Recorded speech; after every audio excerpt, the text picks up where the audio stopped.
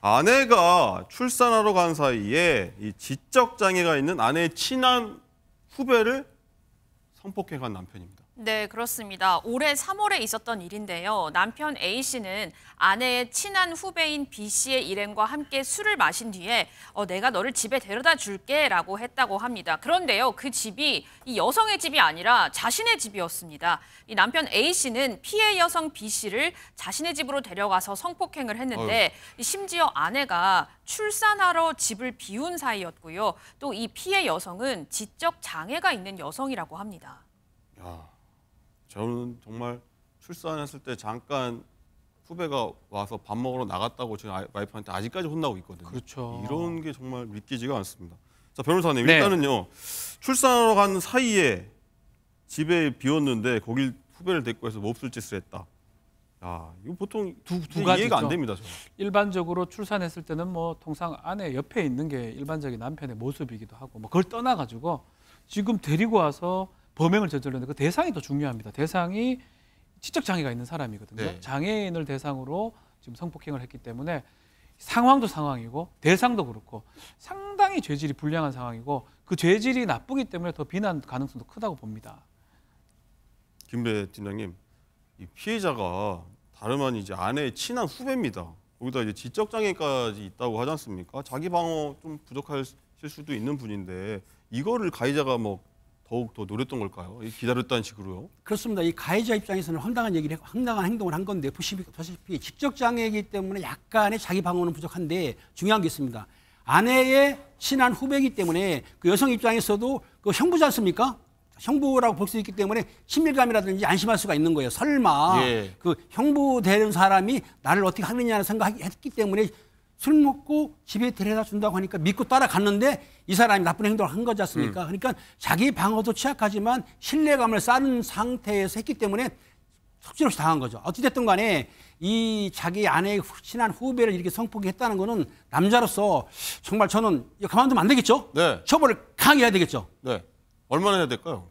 변호사님, 이거 어떻게 처벌하면 좋겠어요? 이제 이게 보통 죄가 아닙니다. 일반 그러니까 우리 형법이나 우리 성폭법 보면 대상에 따라서 형이 다릅니다. 일반 성인 여성이 있고 뭐 16 이상의 여성이 있고 또 미성년자가 있고 아동이 있는데 또 그중에 장애인 대상으로 진짜 장애인 대상으로 이 간음을 하거나 위계를 해서 간음했을 때 가중돼서 처벌됩니다. 가중된다. 매우 좀 중형이 되는 그런 상황이 아닌가 보입니다. 그렇군요. 일단은 장 기자, 일단 이 피해 여성이요 돌연 가해 남성에 대해 처벌 불원서, 아까 말씀 처벌 불원서 얘기 나왔었는데 또 처벌하지 말아달라고 제출했어요. 맞습니다. 처벌을 하지 말아달라고 한 건데 아니 성폭행을 당해놓고 왜 이제 와서 또 처벌을 하지 말라는 거지? 수상하게 여긴 검찰이 경찰에게 보완 수사를 지시했는데요. 알고 보니까 남성 A씨가 교도소에서 나오면 내가 너 가만히 두지 않겠어 라고 협박을 해서 여성이 어쩔 수 없이 처벌 불원서를 쓸 수밖에 없었다고 합니다. 그렇군요. 팀장님, 근데 여기 하나 궁금한 거. 이게 사실 거의 출산하러 집을 비웠는데 이 집에 데리고 와서 이랬다. 이건 계획범죄라고 봐야 되나요? 뭐 어떻게 되나요? 그렇죠. 우발적이라고 본인은 하겠지만 실제적으로 자기 집을 데려올 정도로 한다. 그리고 또 중요한 거 거짓말했지 않습니까?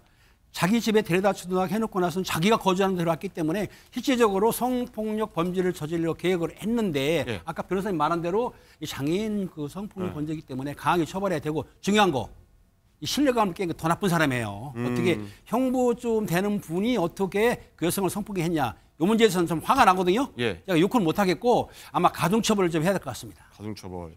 박준 변호사님, 일단은 2번 죽인 것 같아요. 성폭행을 하고 협박해서 처벌 불어서 내기하고 죄질이 상당히 안 좋은 것 같거든요. 그리고 이번에 좀 칭찬할 수 있는 부분 수사기관에 이 합의가 제대로 됐는지 확인하는 과정에서 협박이 있었던 걸 확인했던 거 아니겠습니까?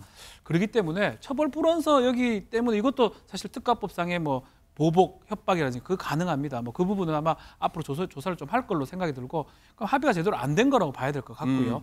더 나아가서 2차 가해를 지금 가한 겁니다. 결국 성폭행대로 한 거고 또 그것을 무마하기 위해서 또 이 피해자한테 또 다른 얘기를 하고 또 다른 어떤 협박을 가했기 때문에 그 두 가지가 합쳐진다면 첫 번째 범죄도 센 거거든요. 성폭법상의 장애인 위계 간음죄가 성립하는데 요 보복 협박이라든지 아니면 2차 가해 부분까지 중한 처벌이 필요하지 않을까. 또 피해자한테는 좀 심리적 어떤 치료 지원이 꼭 필요한 상황으로 보입니다. 피해자 심리 지원 꼭 네. 필요할 것 같습니다. 어쨌든 이 아빠가 되기 직전이었습니다. 이미 아빠가 됐겠죠. 뭐 아빠의 자격을 벌써 잃은 거 아닌가 이런 생각이